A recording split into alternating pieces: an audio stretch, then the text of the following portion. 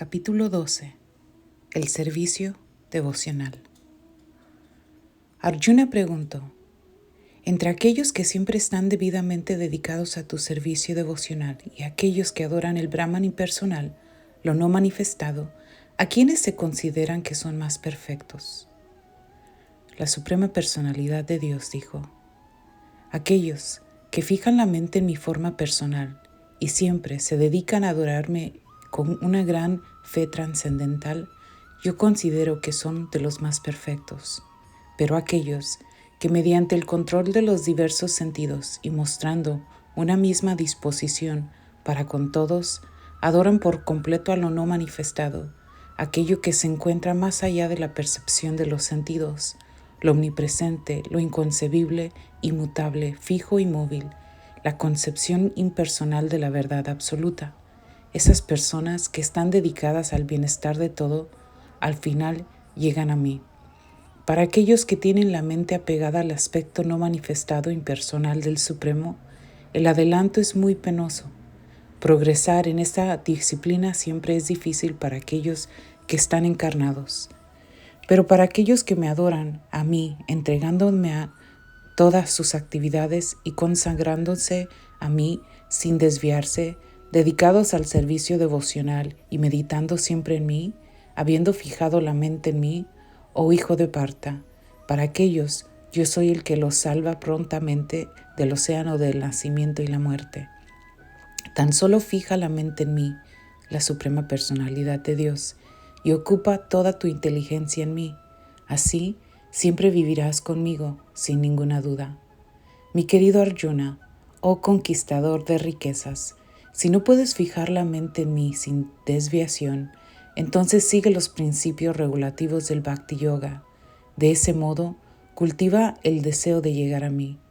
Si no puedes practicar las regulaciones del Bhakti Yoga, entonces solo trata de trabajar para mí, porque al hacerlo llegarás a la etapa perfecta.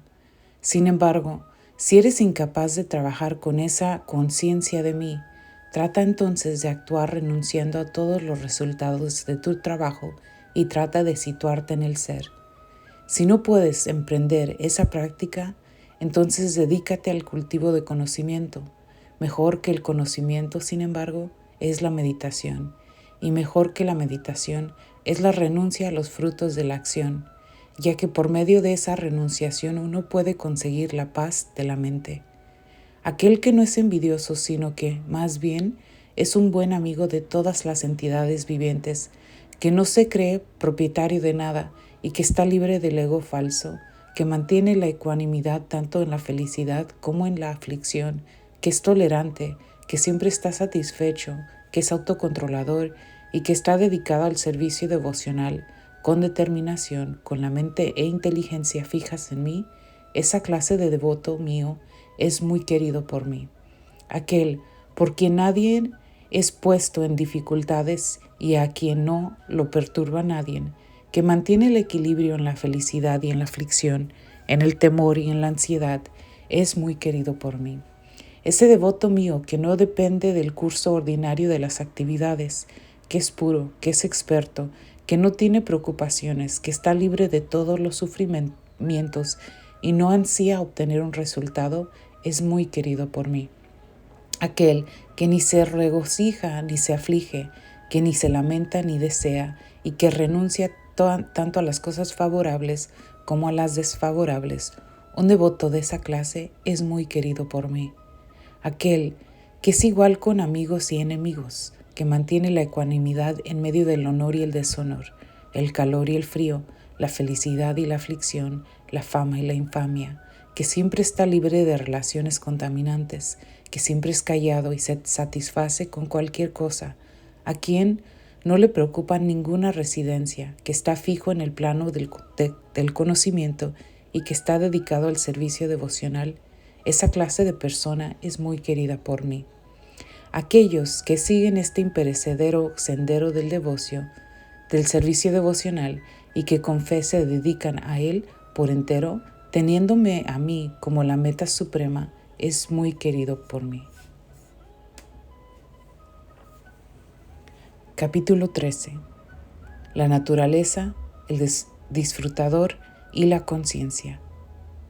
Arjuna dijo: Oh mi querido Krishna, deseo saber de Prakriti, la naturaleza, de Purusha, el disfrutador, y del campo y el conocedor del campo, así como también del conocimiento y el objeto del conocimiento, la suprema personalidad de Dios, dijo. Este cuerpo, oh hijo de Kunti, se denomina el campo, y aquel que conoce este cuerpo se denomina el conocedor del campo. Oh vástago de Bharata, debes saber que yo también soy el conocedor que está en todos los cuerpos, y que entender el cuerpo y a su propietario se denomina conocimiento. Esa es mi opinión. Ahora oye, por favor, mi breve descripción de este campo de la actividad y cómo el mismo está constituido, cuáles son sus cambios y de dónde se produce, y quién es ese conocedor del campo de las actividades y cuáles son sus influencias. Ese conocimiento acerca del campo de las actividades y del conocedor de las actividades lo describen diversos sabios en diversos escritos védicos. Dicho conocimiento se presenta especialmente en el Vedanta Sutra, con todo el razonamiento necesario respecto a la causa y el efecto. Los 5 grandes elementos, el ego falso, la inteligencia, lo no manifestado, los 10 sentidos y la mente, los 5 objetos de los sentidos, el deseo, el odio, la felicidad, la aflicción, el conjunto, las señales de la vida y las convicciones, a todos estos se les considera, en resumen, que son el campo de las actividades y sus interacciones. La humildad, la ausencia de orgullo, la no violencia, la tolerancia, la sencillez, el acudir a un maestro espiritual genuino, la limpieza, la constancia, el autocontrol, el renunciar a los objetos del goce de los sentidos, la ausencia del ego falso, la percepción de lo malo del nacimiento, la muerte, la vejez y las enfermedades, el estar libre del enredo de los hijos, la esposa, el hogar y lo demás, la ecuanimidad en medio de eventos agradables y desagradables, la devoción constante y pura por mí, el ambicionar vivir en un lugar solitario, el estar desapegado de las masas, el aceptar la importancia de la autorrealización y la búsqueda filosófica de la verdad absoluta. Todo eso yo declaro que es conocimiento, y cualquier otra cosa que haya aparte de eso es ignorancia.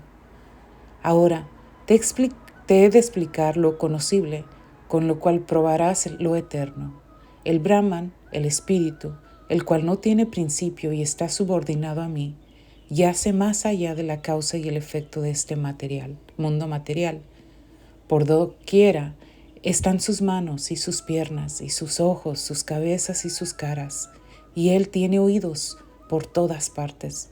De ese modo existe la superalma, omnipresente en todo. La superalma es la fuente original de todos los sentidos, y sin embargo no tiene sentidos.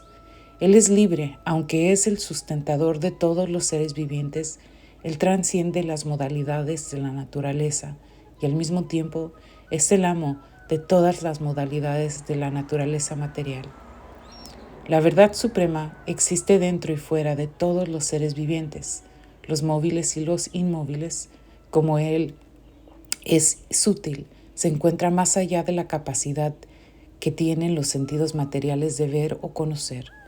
Aunque está sumamente lejos, también está cerca de todo. Aunque la superalma parece estar dividida entre todos los seres, nunca está dividida. Él existe como una unidad. Aunque Él es el sustentador de cada entidad viviente, debe entenderse que Él las devora y las produce a todas. Él es la fuente de luz de todos los objetos luminosos. Él está más allá de la oscuridad de la materia y no está manifestado. Él es el conocimiento, Él es el objeto del conocimiento y Él es la meta del conocimiento. Él está situado en el corazón de todos. Así pues, yo he descrito de un modo resumido el campo de las actividades, el cuerpo, el conocimiento y lo conocible. Solo mis devotos pueden entender esto perfectamente y llegar así a mi naturaleza. Se debe saber que la naturaleza material y las entidades vivientes no tienen principio. Sus transformaciones y las modalidades de la materia son productos de la naturaleza material. Se dice que la naturaleza es la causa de todas las causas y efectos materiales, mientras que la entidad viviente es la causa de los diversos sufrimientos y disfrutes que hay en este mundo. La entidad viviente que se halla en el seno de la naturaleza material sigue así los caminos de la vida, disfrutando de las tres modalidades de la naturaleza. Ello se debe a su contacto con esa naturaleza material. De ese modo, se encuentra con el bien y el mal entre las diversas especies. Sin embargo, en este cuerpo hay otro disfrutador, un trascendental, quien es el Señor, el propietario supremo, quien existe como supervisor y sancionador, y a quien se conoce como la superalma. Aquel que entiende esta filosofía relativa a la naturaleza material, la entiende la entidad viviente y la interacción de las modalidades de la naturaleza, es seguro que logra la liberación. Él no nacerá aquí de nuevo, sea cual fuere su posición actual. Algunos perciben a través de la meditación a la superalma que se encuentra dentro de ellos, otros a través del cultivo de conocimiento y aún otros a través del trabajo sin deseo fructíferos. Además, existen aquellos que, aunque no están versados en el conocimiento espiritual, comienzan a adorar a la superalma al oír a otros hablar de él. Debido a su tendencia a oír a las autoridades, ellos también trascienden la senda del nacimiento y la muerte. Oh tú, el principal de los bharatas, has de saber que todo lo que veas que existe, tanto lo móvil como lo inmóvil, es únicamente una combinación del campo de las actividades y el conocedor del campo. Aquel que ve que la superalma acompaña al alma individual en todos los cuerpos y que entiende que ni el alma ni la superalma que están dentro del cuerpo destruible son destruidas jamás, realmente ve. Aquel que ve que la superalma está presente de la misma manera en todas partes, en cada ser viviente, no se degrada por la mente. De ese modo, él se dirige al destino trascendental. Aquel que puede ver que todas las actividades las realiza el cuerpo, el cual está hecho de la naturaleza material, y que ve que el ser no hace nada, realmente ve. Cuando un hombre sensato deja de ver diferentes identidades que se deben a diferentes cuerpos materiales y ve cómo se manifiestan los seres por todas partes, llega a la concepción Brahman. Aquellos que tienen la visión de la eternidad pueden ver que el alma imperecedera es trascendental y eterna y que se encuentra más allá de las modalidades de la naturaleza. Pese al contacto con el cuerpo material, oh Arjuna, el alma ni hace nada ni se enreda. El cielo, debido a su naturaleza sutil, no se mezcla con nada, aunque es omnipresente. De igual modo, el alma que posee la visión Brahman no se mezcla con el cuerpo, pese a encontrarse en ese cuerpo. Oh hijo de Bharata, así como solo el sol ilumina todo este universo, asimismo la entidad viviente, que es una dentro del cuerpo, ilumina todo el cuerpo mediante la conciencia. Aquellos que ven con los ojos del conocimiento la diferencia que hay entre el cuerpo y el conocedor del cuerpo, y que además pueden entender el proceso por el cual se logra la liberación del cautiverio de la naturaleza material, llegan a la meta suprema. Capítulo 14. Las tres modalidades de la naturaleza material. La Suprema Personalidad de Dios dijo: te voy a exponer de nuevo esa sabiduría suprema. Lo mejor de todo es el conocimiento, la cual todos los sabios han alcanzado la perfección suprema. Al quedar fijo en el plano de este conocimiento, se puede adquirir una naturaleza trascendental como la mía. Establecido así, uno no nace en el momento de la creación, ni se perturba en el momento de la disolución. La sustancia material total, llamada Brahman, es la fuente del nacimiento, y es ese Brahman lo que yo fecundo, haciendo posible el nacimiento de todos los seres vivientes, oh hijo de Bharata. Ha de saberse, oh hijo de Kunti, que todas las especies de vida aparecen mediante su nacimiento en esta naturaleza material, y que yo soy el Padre que aporta la simiente. La naturaleza material consta de 3 modalidades: bondad, pasión e ignorancia. Cuando la eterna entidad viviente se pone en contacto con la naturaleza, oh Arjuna, el de los poderosos brazos, queda condicionada por esas modalidades. Oh tú, el Inmaculado, la modalidad de la bondad, siendo más pura que las otras, es iluminadora y lo libera a uno de todas las reacciones pecaminosas. Aquel que se encuentran influidos por esa modalidad quedan condicionados por una sensación de felicidad y conocimiento. La modalidad de la pasión nace de ilimitados deseos y anhelos, oh hijo de Kunti, y debido a ello, la entidad viviente encarnada queda atada a las acciones materiales. Oh hijo de Bharata, has de saber que la modalidad de la oscuridad nacida de la ignorancia causa el engaño de todas las entidades vivientes encarnadas. Los resultados de esa modalidad son la locura, la indolencia y el sueño, los cuales atan al alma condicionada.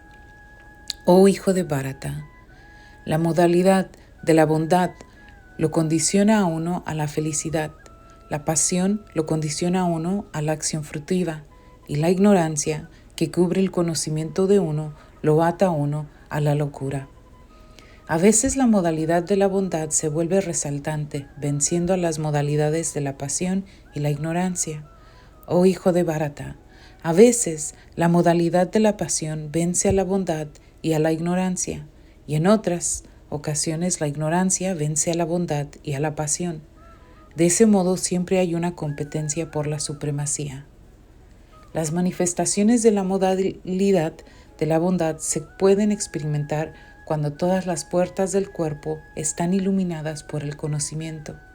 Oh líder de los Bharatas, cuando hay un aumento de la modalidad de la pasión, se manifiestan los signos de gran apego, actividad fructiva, intenso esfuerzo y un anhelo y deseo incontrolables. Cuando hay un aumento de la modalidad de la ignorancia, oh hijo de Kuru, se manifiesta la oscuridad, la inercia, la locura y la ilusión. Cuando uno muere en el estado de la modalidad de la bondad, va a los planetas superiores y puros de los grandes sabios. Cuando uno muere en el plano de la modalidad de la pasión, nace entre aquellos que se dedican a las actividades fructivas. Y cuando uno muere en el plano de la modalidad de la ignorancia, nace en el reino animal. El resultado de la acción piadosa es puro y se dice que está en el plano de la modalidad de la bondad. Pero la acción que se hace en el plano de la modalidad de la pasión termina en el sufrimiento, y la acción que se ejecuta en el plano de la modalidad de la ignorancia termina en la necedad. De la modalidad de la bondad se desarrolla el verdadero conocimiento, de la modalidad de la pasión se desarrolla la codicia, y de la modalidad de la ignorancia se desarrollan la necedad, la locura y la ilusión. Aquellos que se encuentran en el plano de la modalidad de la bondad gradualmente ascienden a los planetas superiores. Aquellos que están en el plano de la modalidad de la pasión viven en los planetas terrenales, y aquellos que están en el campo de la abominable modalidad de la ignorancia descienden a los mundos infernales.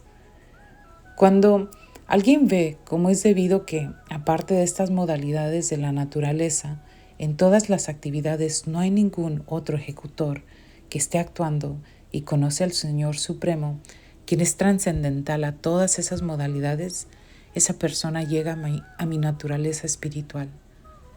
Cuando el ser encarnado es capaz de trascender estas tres modalidades asociadas con el cuerpo material, puede liberarse del nacimiento, la muerte, la vejez y sus aflicciones, y puede disfrutar de néctar incluso en esta vida. Arjuna preguntó: «Oh querido Señor mío, ¿cuáles son los signos por los que se conoce a aquel que es trascendental a esas tres modalidades? ¿Cómo se comporta? ¿Y de qué manera trasciende él las modalidades de la naturaleza?» La Suprema Personalidad de Dios dijo: «Oh hijo de Pandu, aquel que no odia la iluminación, el apego ni a la ilusión cuando están presentes, ni los añora cuando desaparecen, que se mantiene firme e imperturbable a través de todas esas reacciones de las cualidades materiales y que permanece neutral y trascendental, sabiendo que solo las modalidades están activas, que está situado en el ser y que considera que la felicidad y la aflicción son iguales, que mira con la misma visión un poco de tierra, una piedra y un pedazo de oro, que tiene la misma disposición hacia lo deseable y lo indeseable, que es constante encontrándose igual de bien en la alabanza y en la censura, en el honor y en el deshonor, que trata igual al amigo y al enemigo, y que ha renunciado a todas las actividades materiales. Una persona que es así se dice que ha trascendido las modalidades de la naturaleza. Aquel que se dedica por entero al servicio devocional, firme en todas las circunstancias, trasciende de inmediato las modalidades de la naturaleza material y llega así al plano de Brahman. Y yo soy el fundamento del Brahman impersonal, que es inmortal, imperecedor y eterno, y que es la posición constitucional de la felicidad suprema.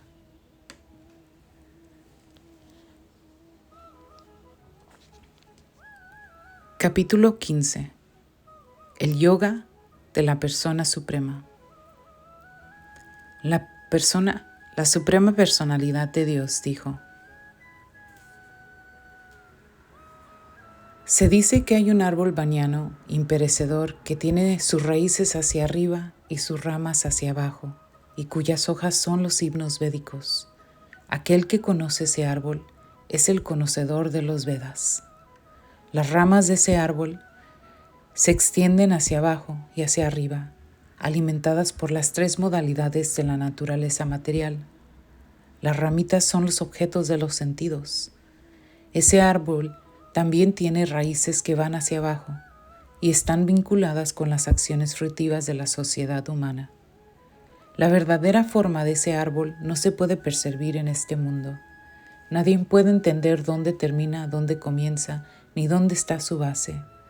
Pero de un modo decidido, uno debe cortar con el arma del desapego ese árbol fuertemente enraizado. Después, uno debe buscar aquel lugar del cual, una vez que se ha ido a él, nunca se regresa, y entregarse ahí a esa suprema personalidad de Dios a partir de quien todo comenzó y todo se ha extendido desde el tiempo inmemorial. Aquellos que están libres del prestigio falso, de la ilusión y de la falsa compañía, que entienden lo eterno, que han terminado con la lujuria material, que están libres de las dualidades, de la felicidad y la tristeza, y que sin ninguna confusión saben cómo entregarse a la persona suprema, llegan a ese reino eterno. Esa suprema morada mía no está iluminada por el sol ni la luna, ni por el fuego ni por la electricidad. Aquellos que llegan a ella nunca regresan a este mundo material. Las entidades vivientes de este mundo condicionado son mis partes fragmentarias eternas. Debido a la vida condicionada, están luchando muy afanosamente con los 6 sentidos, entre los que se incluye la mente. La entidad viviente que se halla en el mundo material lleva de un cuerpo a otro sus diferentes concepciones de la vida, tal como el aire transporta los aromas. Así pues, ella adopta un tipo de cuerpo y de nuevo lo deja para adoptar otro. La entidad viviente, tomando así otro cuerpo físico, obtiene un cierto tipo de oído, ojo, lengua, nariz y sentido del tacto, los cuales se agrupan alrededor de la mente. De esa manera, ella disfruta de un determinado conjunto de objetos de los sentidos. Los necios no pueden entender cómo una entidad viviente puede abandonar su cuerpo, ni pueden entender de qué clase de cuerpo disfruta bajo el hechizo de las modalidades de la naturaleza. Pero aquel cuyos ojos están adiestrados en lo referente al conocimiento, pueden ver todo eso. Los trascendentalistas que se esfuerzan y que están situados en el plano de la autorrealización pueden ver todo esto claramente, pero aquellos cuya mente no se ha desarrollado y que no están situados en el plano de la autorrealización no pueden ver lo que está ocurriendo aunque lo intenten. El esplendor del sol que disipa la oscuridad de todo este mundo viene de mí, y el esplendor de la luna y el esplendor del fuego también proceden de mí. Yo entro en cada planeta y gracias a mi energía ellos permanecen en órbita. Yo me convierto en la luna y con ellos les proveo el zumo vital a todos los vegetales. Yo soy el fuego de la digestión que se encuentra en el cuerpo de todas las entidades vivientes y yo me uno con el aire de la vida, saliente y entrante para dirigir las 4 clases de alimentos que hay.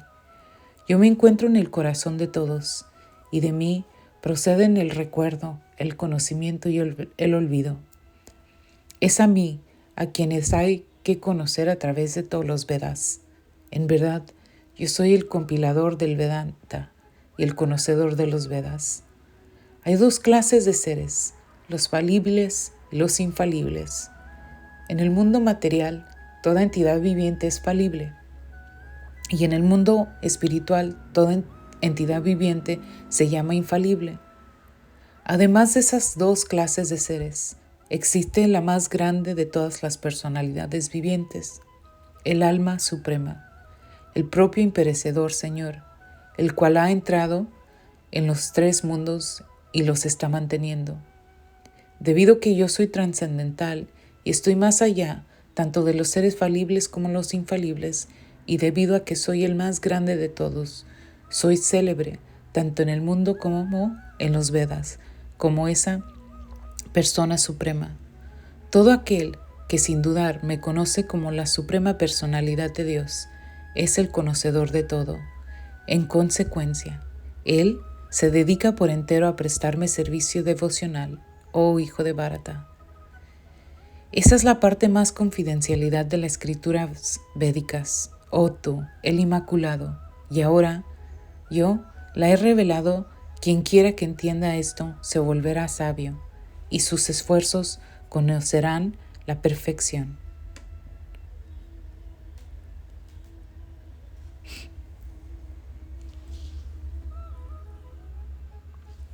Capítulo 16. La naturaleza divina y la demoníaca.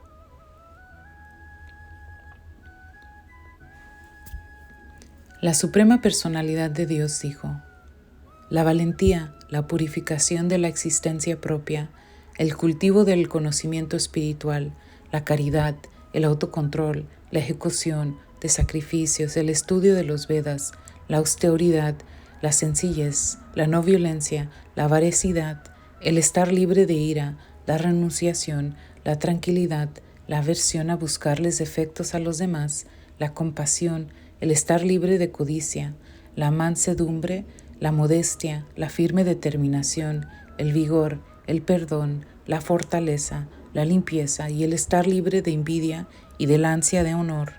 Estas cualidades trascendentales, oh hijo de Bharata, les pertenecen a hombres piadosos que están dotados de la naturaleza divina. El orgullo, la arrogancia, el engreimiento, la ira, la aspereza y la ignorancia, esas cualidades les pertenecen a aquellos que son de la naturaleza demoníaca, oh hijo de Parto. Las cualidades trascendentales llevan a la liberación, mientras que las cualidades demoníacas conducen al cautiverio. No te preocupes, oh hijo de Pando, pues tú has nacido con las cualidades divinas. Oh hijo de Parta, En este mundo hay dos clases de seres creados. A unos se los llaman divinos y a los otros demoníacos. Ya te he explicado con todo detalle las cualidades divinas, y ahora óyeme hablar de las demoníacas. Aquellos que son demoníacos no saben lo que se debe hacer y lo que no se debe hacer. En ellos no se encuentra limpieza, buen comportamiento ni veracidad. Ellos dicen que este mundo es irreal y que no tiene ningún fundamento, ningún Dios que lo controle.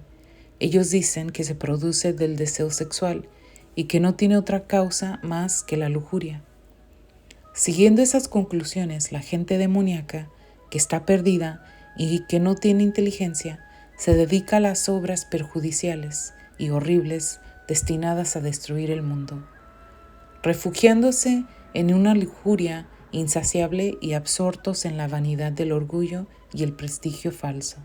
La gente demoníaca engañada de ese modo siempre está entregada a trabajos sucios, atraído por lo temporal. Ellos creen que satisfacer los sentidos es la necesidad fundamental de la civilización humana. Así pues, hasta el final de la vida, su ansiedad es inconmensurable. Atados por un red de cientos de miles de deseos y absortos en la lujuria y la ira, ellos consiguen dinero por medios ilícitos para complacer los sentidos. La persona demoníaca piensa: hoy tengo toda esta riqueza y ganaré más siguiendo mis ardides. Todo esto es mío ahora y en el futuro irá aumentando cada vez más y más. Aquel era mi enemigo y lo he matado, y mis otros enemigos también serán matados. Yo soy el Señor de todo. Yo soy el disfrutador. Yo soy perfecto, poderoso y feliz. Yo soy el hombre más rico que existe y estoy rodeado de parientes y aristócratas. No hay nadie que sea tan poderoso y feliz como yo. Voy a celebrar algunos sacrificios, dar algo de caridad y así me regocijaré.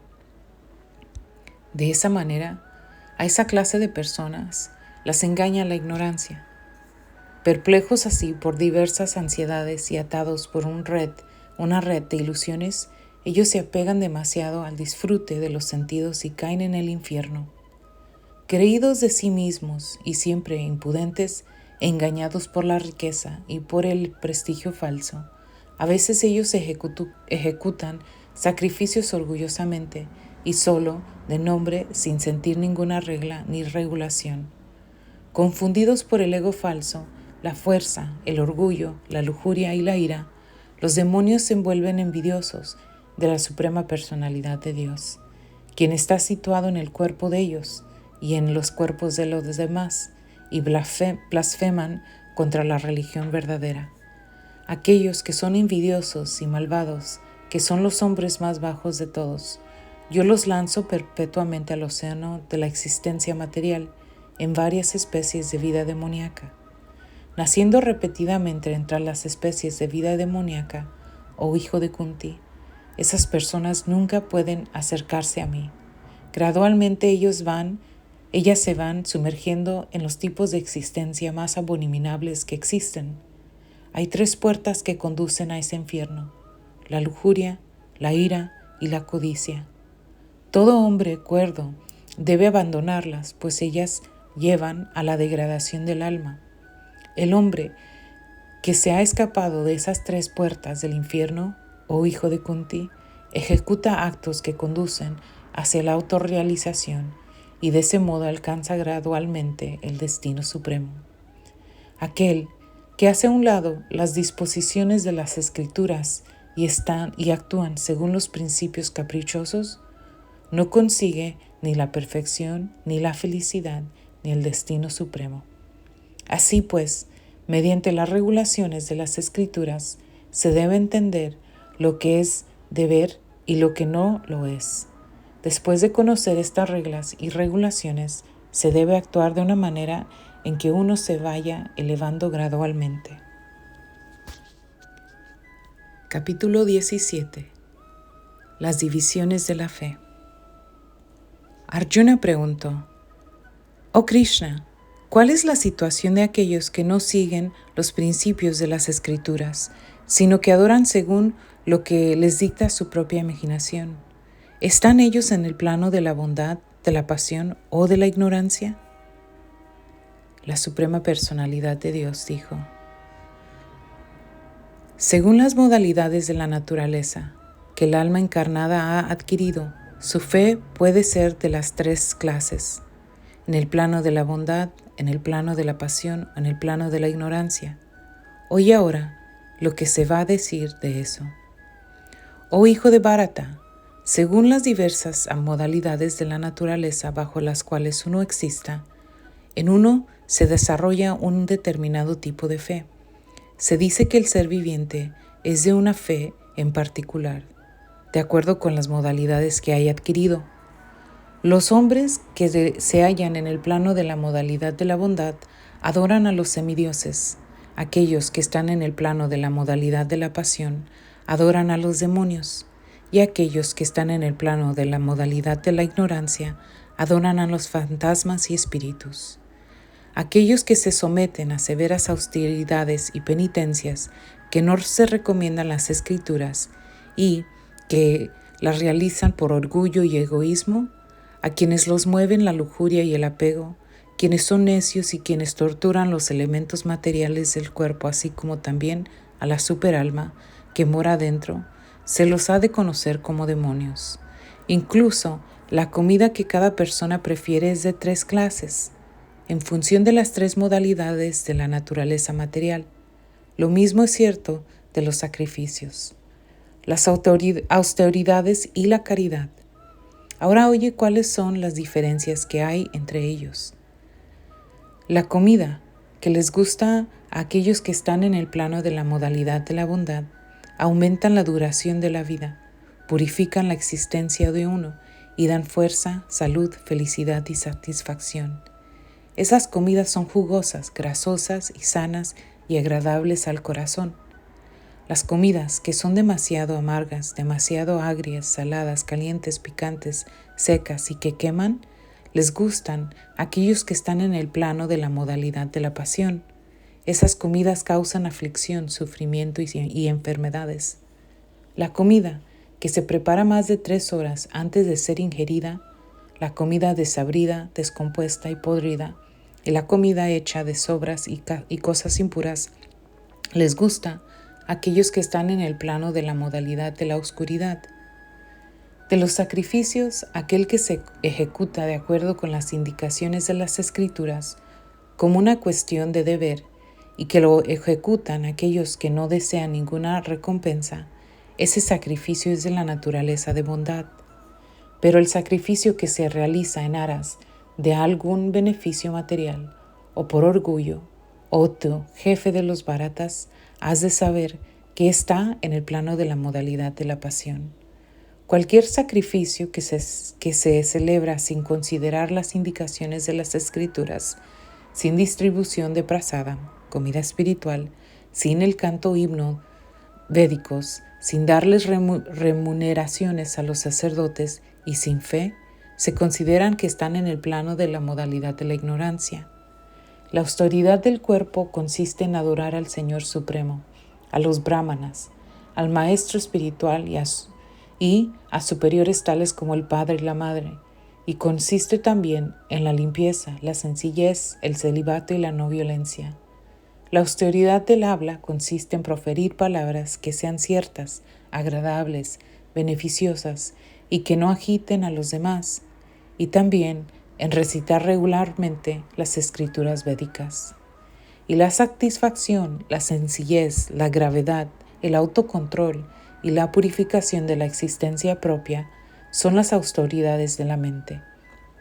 Esa austeridad triple, realizada con fe trascendental por hombres que no esperan beneficios materiales, sino que lo hacen únicamente por el Supremo, se denomina austeridad en el plano de la bondad.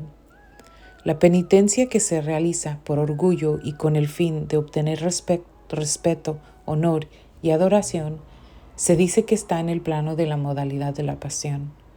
Esa penitencia no es estable ni permanente.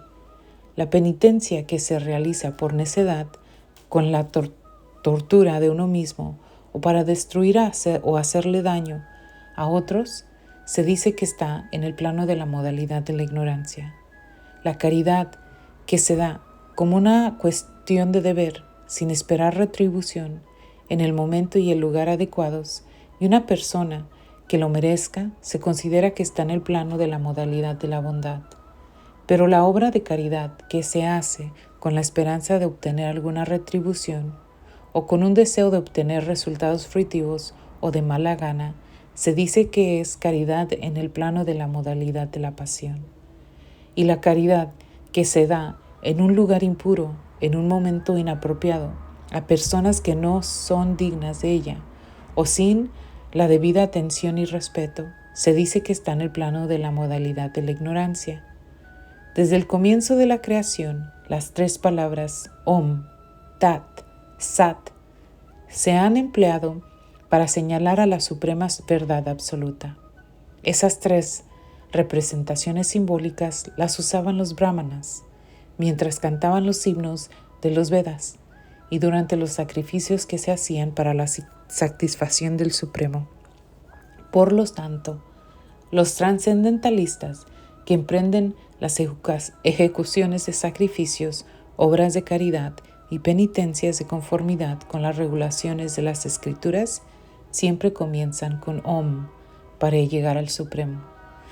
Sin desear resultados fruitivos, uno debe ejecutar con la palabra Tat diversas clases de sacrificios, penitencias y obras de caridad. El propósito de esa clase de actividades trascendentales es el de liberarlo a uno del enredo material. La verdad absoluta es el objetivo del sacrificio devocional, y ello se indica con la palabra Sat.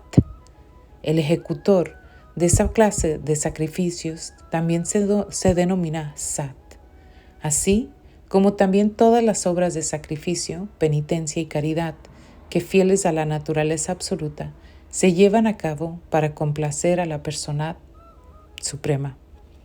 Oh hijo de Parta, todo lo que se haga a modo de sacrificio, caridad o penitencia sin fe en el Supremo, oh hijo de Parta, no es permanente. Ello se denomina asat y es inútil tanto en la vida como en la próxima, tanto en esta vida como en la próxima.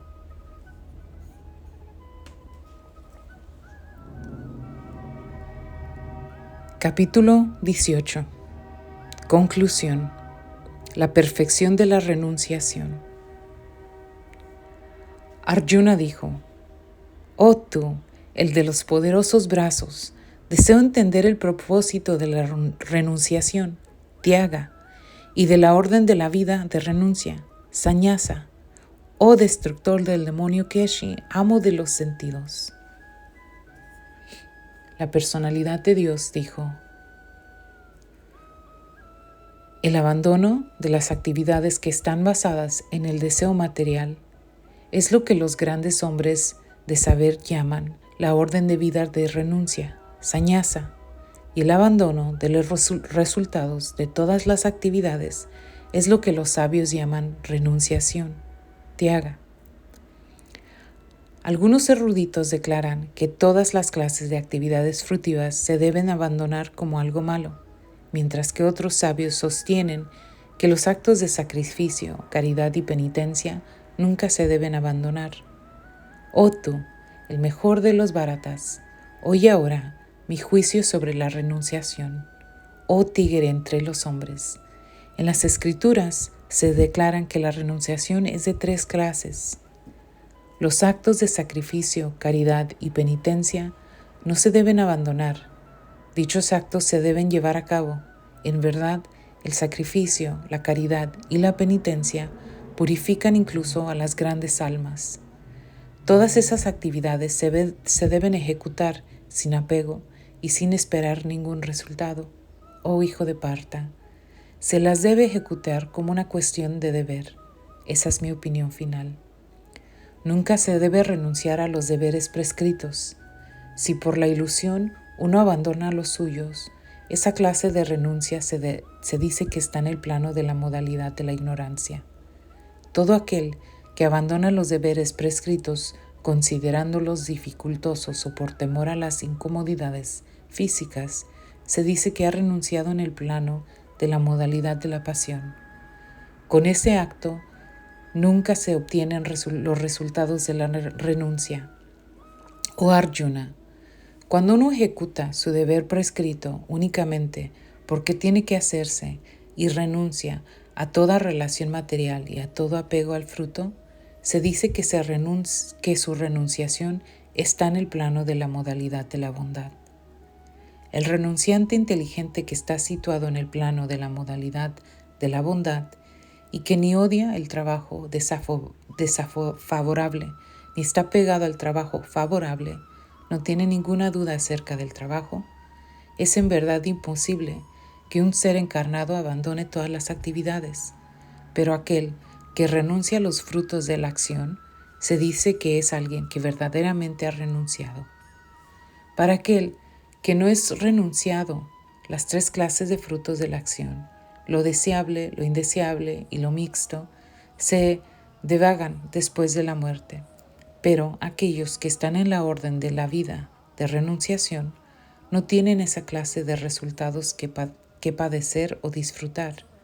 Oh Arjuna, el de los poderosos brazos, según el Vedanta, hay 5 factores que intervienen en el cumplimiento de toda acción. Ahora voy a informarte de ellos. El lugar de la acción, el cuerpo, el ejecutor, los diversos sentidos, las muchas clases de esfuerzos y por último, la superalma. Esos son los 5 factores de la acción. Toda acción correcta o incorrecta que el hombre ejecute con el cuerpo, la mente o palabras es causada por esos 5 factores. Por lo tanto, aquel que cree que es el único autor, haciendo caso omiso de los 5 factores, sin duda que no es muy inteligente y no puede ver las cosas tal como son. Aquel que no es movido por el ego falso, cuya inteligencia no está enredada, aunque mate hombres en este mundo, no mata, y a él tampoco lo atan sus acciones. El conocimiento, el objeto del conocimiento y el conocedor son los 3 factores que motivan la acción.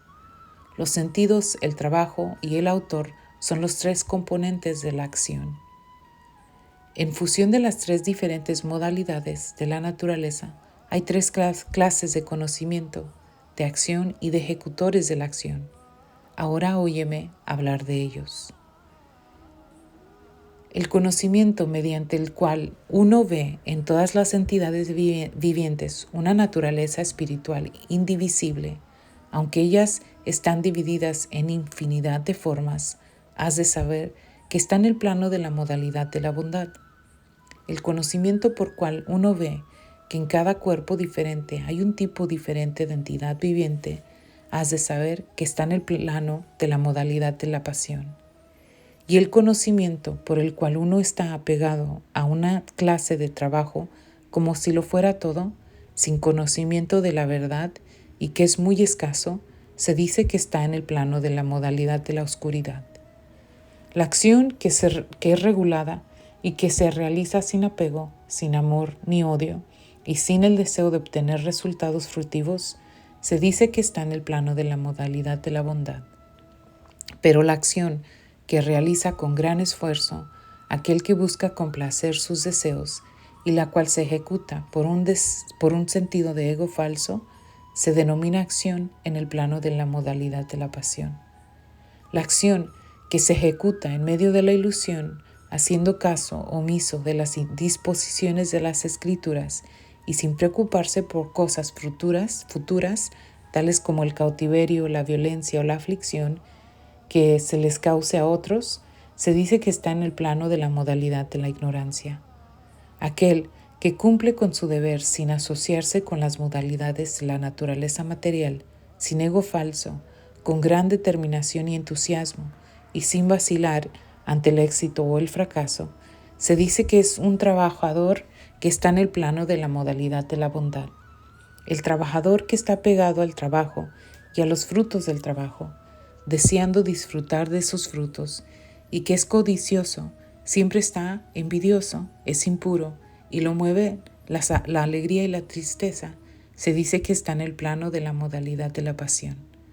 Y el trabajador que siempre está dedicado a un trabajo que va en contra de las disposiciones de las Escrituras, que es materialista, obstinado, engañador y experto en insultar a los demás, que es perezoso, siempre está malhumorado y es moroso, se dice que está en el plano de la modalidad de la ignorancia.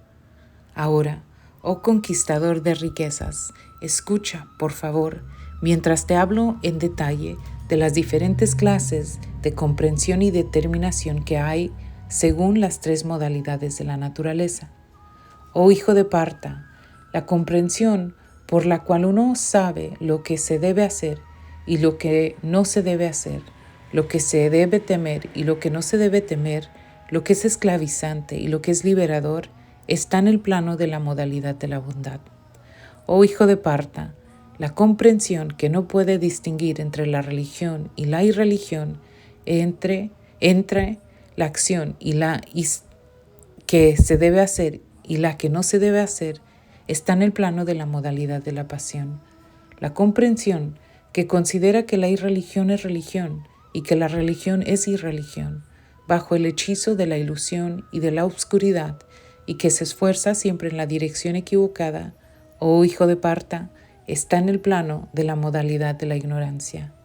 Oh hijo de Parta, la determinación que es inquebrantable, que se sostiene con constancia mediante la práctica del yoga y que de ese modo controla las actividades de la mente, de la vida y de los sentidos, es determinación en el plano de la modalidad de la bondad.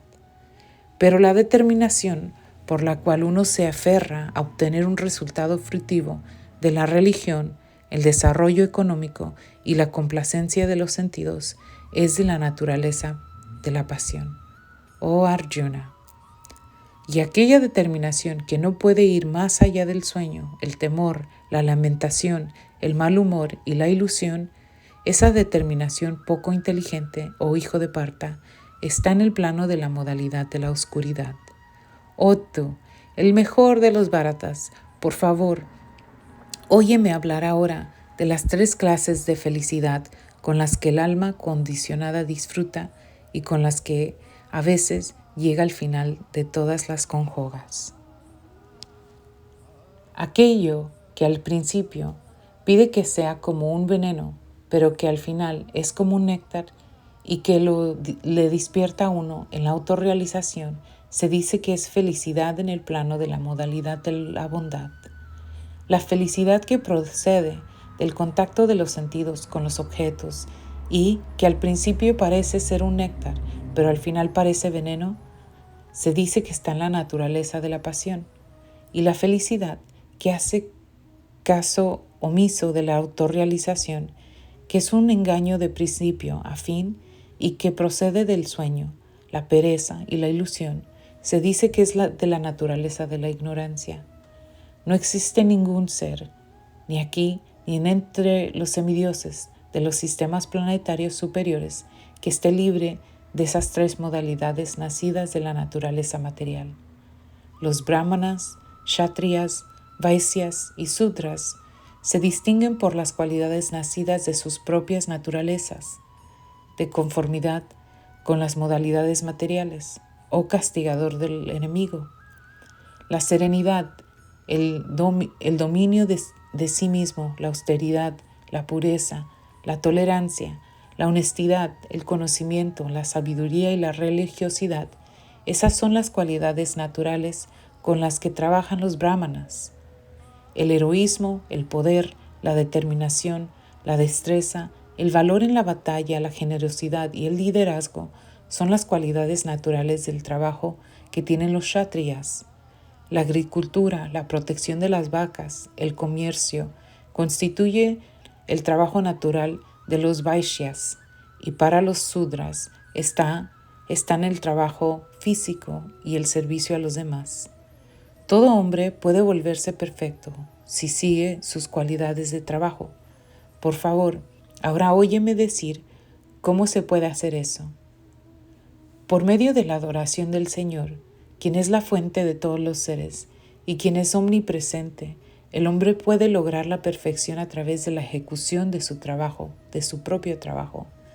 Es mejor que uno se dedique a su propia ocupación, aunque lo haga imperfectamente, que aceptar la ocupación de otro y hacerlo a la perfección. Los deberes que se prescriben de acuerdo con la naturaleza de cada cual nunca son afectados por las reacciones pecaminosas. A todo esfuerzo lo cubre algún tipo de defecto, tal como el fuego lo cubre el humo.